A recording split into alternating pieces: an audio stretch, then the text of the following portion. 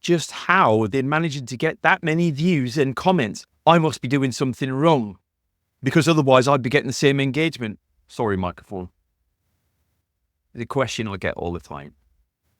And some of you who've been about on LinkedIn for a bit longer will know exactly what I'm talking about when I say this. I did a whole rant at the beginning of the year. I did a six-part rant about this at the beginning of the year about fake influencers. They're all around us.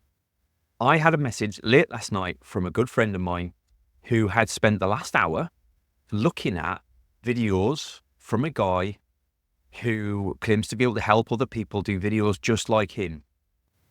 And the reason she was looking at his videos, are a totally different style to her videos. She normally does a talking head style video just like this. And his videos were like, this guy was swinging on a swing and he'd green screened the background. So just saw him kind of crashing through the video. And it was all very clever bits of editing, but all a bit much for LinkedIn, in my opinion. And very YouTube, very social media, not LinkedIn.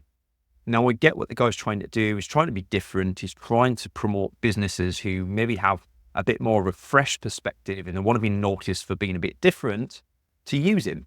I don't have a problem with that. I don't think it works. Honestly, that's my opinion. I don't think that works on LinkedIn, nor do I think it should.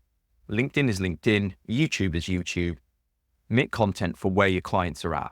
I don't think people who are on LinkedIn come here because we want to see really flashy videos with lots of animation and sound effects and special effects thrown in there. But maybe there are. I don't know. Could be wrong.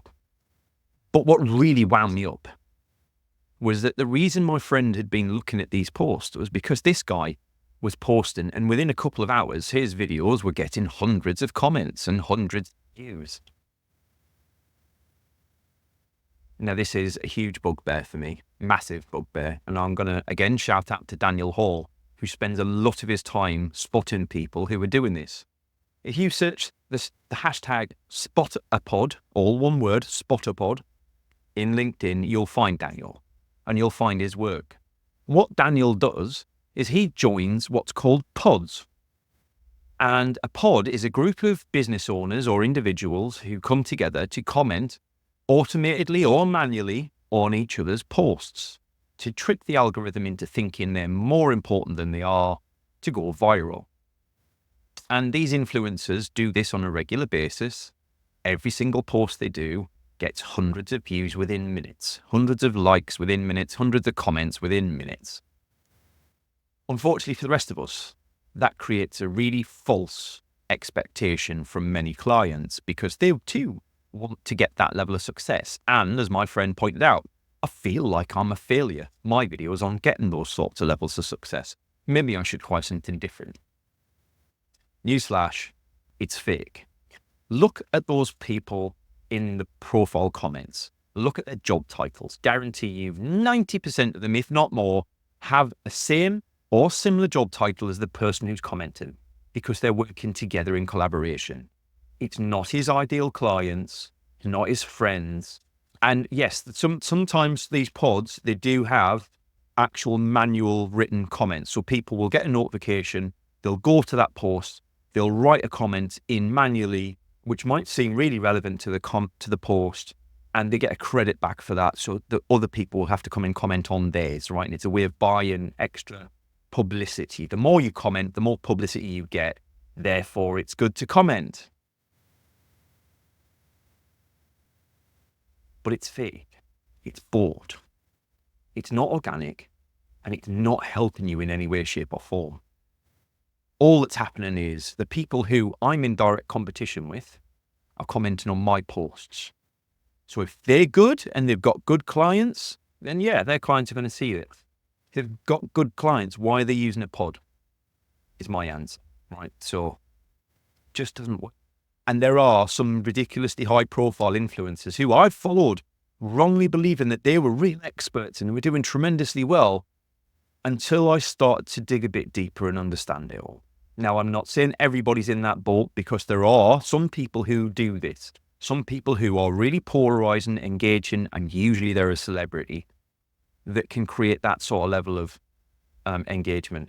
There are other people There are other people who get their followers to engage in pods on their behalf, to comment on their post without them having to join a pod.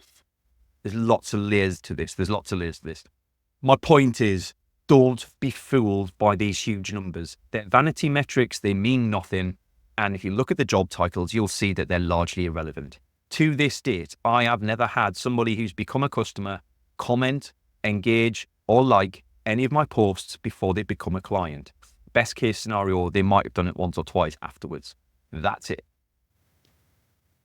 Comments, engagement, and likes do not turn into revenue. And many of these people who are still in pods are still trying to monetize their LinkedIn network and failing because they're just not getting enough clients. Because LinkedIn's showing their content to all the wrong people. And they're getting engagement from all the wrong people. They're still not getting in touch with their ideal clients. Stay true to yourself. Make content that resonates with you, that is aimed at your audience, that speaks to their challenges and problems.